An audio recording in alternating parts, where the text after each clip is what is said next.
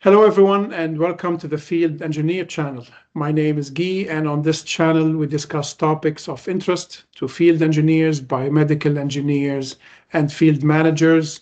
Today, we're holding a roundtable with my dear colleague Charlie and the founders, Tim and Caroline, and we will be talking about the community, what the community is doing, how it is helping its members, and the impact it's making on other channels like LinkedIn, YouTube, also Apple Podcast and Spotify. Hello, Tim, Caroline, Charlie. Hey, Hi, Guy. Dee. Hi, Guy. So, Tim, what have you seen in the community in the recent days?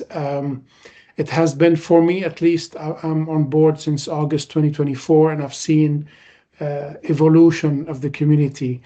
What are you seeing since you started it, founded it, and how is it now? Uh, Good question, Guy. We're finding that the community is bigger and wider than I originally anticipated, in the sense that originally, the idea was to have a website, and people would come to that, and then eventually an app that people could use on their mobile phones. But we're finding that the community has its own life on LinkedIn, for example. So I think we have around 13,000 followers of our LinkedIn page now. So we really do have a huge global audience, which has surprised me to an extent, compared to other similar organizations who are working in the service sphere. So yeah, we've got a very wide audience, a global audience.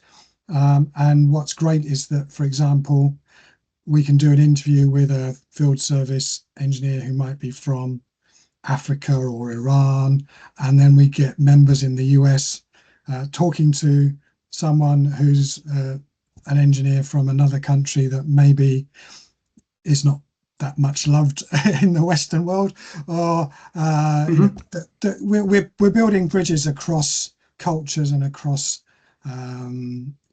ways of doing things. It's great.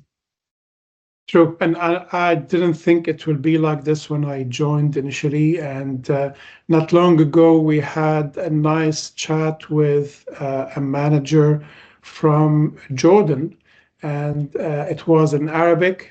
I remember we had challenges with the subtitles, but we finally made it. And it was a nice discussion. And this is where you see that it's not much different for field engineers, wherever they are in the world. And as you said, Tim, we are connected, and this community is very tight-knit. Personally, I stay in touch with different managers and different engineers, and I had recently a field engineer approach me for reference because he is looking to move to a different organization. So that community does help one another very much. Caroline, from your perspective, and I think it could be related to culture or reach. What are you seeing? How do you see the community evolving now? I think, well, one thing, going back to what Tim said in answer to your first question, Guy, I think it's great that from the beginning we've had above industry averages of women as members, as part of the community, as active parts. And I think we have purposely from the beginning tried to make sure that we were not targeting women, but inviting women, spreading the news as much as possible, to show that it's very possible to work in any industry and field engineering as a woman. And I'm really pleased by that, because I think you talked about support members have for each other's. We've had a lot of women who say, I'm the only woman in my team. It's great now to be in touch with other women. Not because they're in a bad team, but they just like to have that opportunity. So I think growth in that way is very good. We're also, obviously, every year a new cohort graduate or enter the job market. So we're constantly getting younger people coming in. which is, it's interesting because they view the world in such a different way. True. And we have a whole range of age, if I can put it this way, as you said, new cohorts of grads and people who are nearing retirement and trying to benefit the community from their experience. And by the way, talking about women today, March 21st happens to be Mother's Day in many parts of the world. It was a bit earlier for other parts of the world, and it's coming later in May for North America. So we wish all mothers a happy celebration. Charlie, what's in your world today, and what relates to the community? Thanks, Guy. I think I'm going to echo a lot of what Tim and Caroline have already said. The dangers of going last. Yeah, I didn't anticipate that the community would grow and be as big as it is now. And I think the articles that have been going for a very long time, that's originally how I got into the field engineer, invited to contribute to an article, and those are still going strong, and they're great, and they're a really good format. But now here we are, putting out regular things on podcast and on YouTube, and I think that's it's a good way to consume and stay connected and be involved in the field engineering and the group and the community. So I think. I didn't envisage doing this and being a part of it and a part of it for so long. It's great to be part of that community. And also, I think one of my drivers in the early days was that sense of giving back and drawing on that experience and through the mentor program and helping develop some people who are earlier in their careers. I think that's been a really cool and good part of how I've personally contributed. But I think there's lots of people doing lots of interesting things, and it's great to be part of that. Right, and we're going to talk about some areas that we maybe got into when we did some interviews and talking about giving back. We have the YouTube channel. The first interview was on it on September 3rd, 2024, if I'm not mistaken. And it has been a year and a half almost. We started with 0 audience, and now we just passed 360. I think it's a nice achievement. We don't expect it to go into the thousands and the hundreds of thousands overnight, although it's a possibility. We had some videos that were very popular that have been viewed by more than 500 people. And the support happens also behind the scene, as we said. We give back within the community, whether it is coaching, mentoring, or being in touch and trying to help out in a situation. If we want to talk a little bit about the webpage for the field engineer, we have a very active page where members post articles or interviews with Caroline and other blogs. How is it on that front, Tim, and how would you like to develop it even further? Do you mean in terms of the blog itself or other? Yeah, other the things? website in general, and Yeah. I know now that you have different areas where you have enterprises joining, you have the blogs, you have the job search, also dedicated site. How do you see each feature growing, and how would you like to see it develop? Yeah. So, yeah, you're right. We do have basically 3 websites at the moment. We have the community website, thefieldengineer.com. We have a job board website that we created for the goal of helping field engineers find jobs. So it's called the Field Engineer Job Board, simple to remember, .com. And we also will shortly have a website for our recruitment agency business that we've recently launched. So a good chunk of the reasons why people join the community. You mentioned the diversity of age in the community. So we've got people looking for jobs who are maybe fresh graduates. A lot of them across the world, so they could be in Africa, they could be in Asia, they could be in Europe, but they're looking for a job. So the idea of creating our own recruitment agency where we don't automatically reject them using AI. I mean, that would be one of my goals, would be to not use AI to eliminate any candidate. I feel that's that kind of open world view that we have, that we don't rule people out because they're not in the right country. So that's part of the vision for the field engineer recruitment business. In terms of the actual community website itself, which as you've already said, we're looking to have an app on the app stores on Apple. The Apple App Store. I'm not an Apple person, Guy. You're the Apple guy. I'm not quite sure what they call the. But I'm an Android guy, so I know how to use the App Store on there. So hopefully we'll have a blog, have the app on the app stores soon. Yeah, in terms of offering opportunities to companies to, if you like, show off what they do, we've created a page called or a section on our website called Enterprise Pages. So it's like our normal groups. So we have special networking groups for industry sectors. We have networking groups for particular job roles. So if you're a field service engineer or a field applications engineer, you can join a networking group, ask questions, and just be in that little world of field applications engineers, for example. So these groups that are enterprise page groups give a business, could be a CRM company, could be a trade organization. For example, we've recently had AMI, the American Association for Medical Instrumentation, if I remember that correctly. So they've joined and they're going to have a page on there. We've got Hard Hat Awareness Week, have got a page on there. And that's a great Chris Tidy and his mission to help stop people dying from having their heads smashed in. So so very graphic. Very graphic. I mean, but it's a very important topic, hard hat awareness. So it's great that Chris is on there.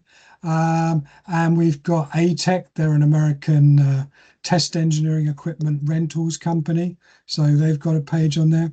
So, we're inviting any company that has anything to do with field engineer, field service to have their page and share their company story. And as part of that membership, they get a YouTube interview, and they also get to have a blog about their company on our blog page. So that's a little bit of an overview of what we're doing on the website. Right. And just a little side story talking about hard hats and security and safety. I remember when we were kids on bicycles all day, no awareness whatsoever, no hard hats, nothing at all, and we survived, but maybe just by coincidence. If we were to go back a little bit to statistics, I have here some numbers. You mentioned earlier that the community page on LinkedIn is nearly now 13,000 followers and growing. The Field Engineer Jobs and Careers group on LinkedIn is 35,000 members. How many members do we have on the Field Engineer website? Let me just do you remember? I can tell you. 2,500. 2,256, and then higher than that if we include people who've just subscribed. So right. And these are grouped by countries, by industries, specialties, managers, and it is very diverse, as we said earlier. Just looking at who's been on recently, we've got people from all over the world. I'm looking at USA, I'm looking at Africa, Ghana, Canada.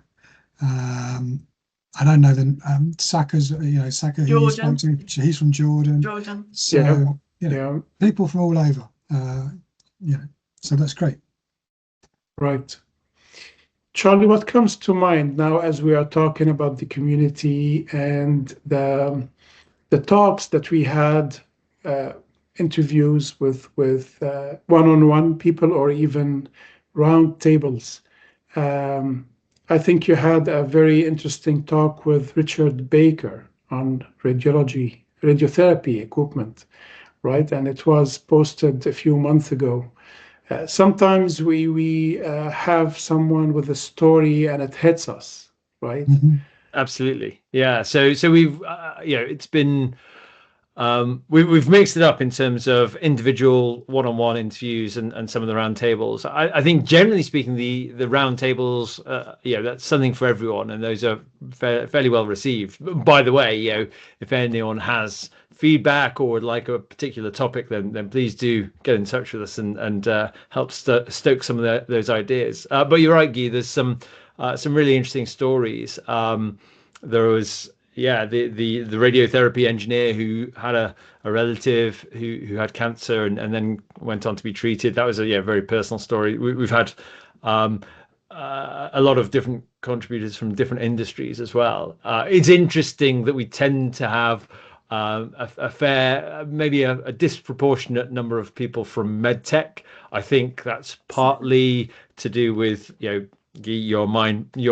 and my background. But it also happens to be that the people who we reach out to, they're the ones who respond and want to, sit in front Right. of a camera. I appreciate it's not for everyone. I never envisaged that I would be, um, hosting and being a part Mhm. of this channel as as an interviewer. But I wouldn't say it's the most natural thing for me. But it's fun to do, and the conversations we have, I think there is something there for all the community. There are different experiences, of course, but I think there's lots of lessons. And as field engineers, it doesn't matter what industry you're in. I think some of the challenges you face, when things aren't working, things aren't going right, or you're having to or struggling to get to a place. I think some of those stories, it's interesting to hear other people's perspectives and the fact that a lot of field engineers face similar challenges. I think that's really important, and also I guess that the barriers from shifting industry aren't that great.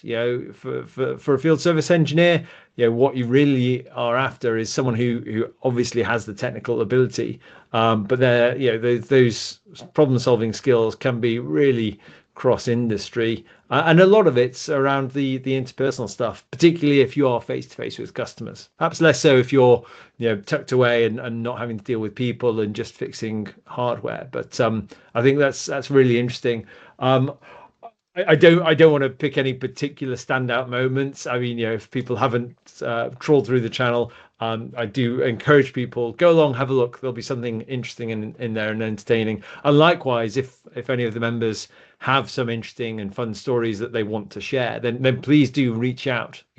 We're a small group. We're fairly friendly, and setting up these interviews is a pretty straightforward business. We need a camera and a microphone, and away we go. Exactly. And recently we've started posting more shorts, and we have Paul Camage, who also joined our panel of hosts, and he started hosting interviews. One thing I want to mention, Tim, since you mentioned me being a fan of Apple, in the new version of the iOS 26.4, the Apple podcast will feature video podcast, which has been very common on Spotify, but not on Apple Podcasts. So hopefully in a month or so, in addition to YouTube and Spotify, our audience can watch videos on Apple Podcast if that is their favorite platform. So it was good to hear. Yeah, that's great. Yeah, Yeah. so that's the novelty with Apple, and we mainly focus on these three platforms to post. Um, Something I wanted also maybe to talk about a little bit is how it is. You mentioned, Charlie, about pivoting maybe from one industry to the other. Skills are very easily transferable.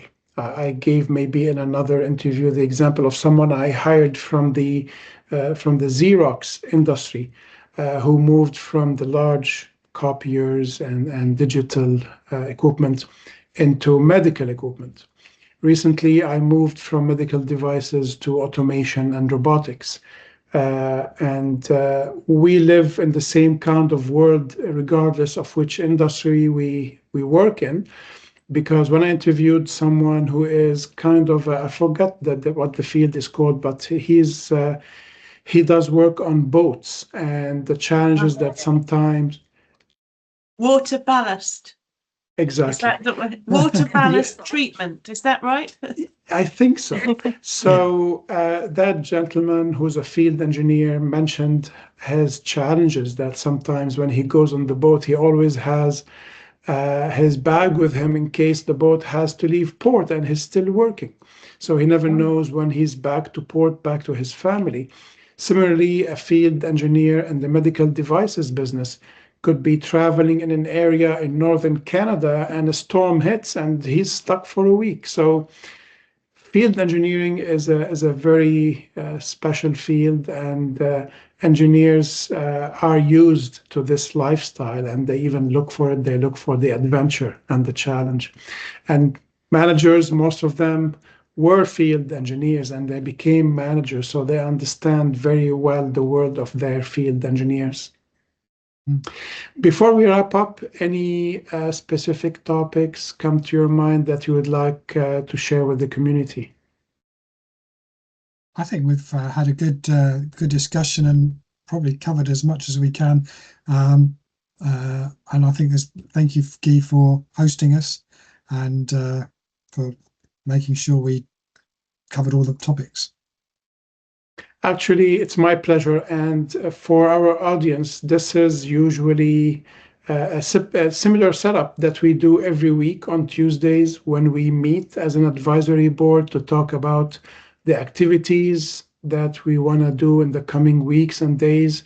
And you'll continue seeing more talks, more videos, more podcasts, whether they are roundtables or even one-to-one.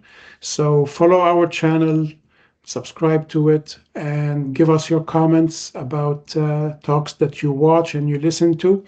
And if you would like to be on these podcasts where we host you and get the community to know you more, please let us know, and it will be a pleasure to have you on board. Thank you very much, Tim, Caroline, Charlie. It's a pleasure as usual.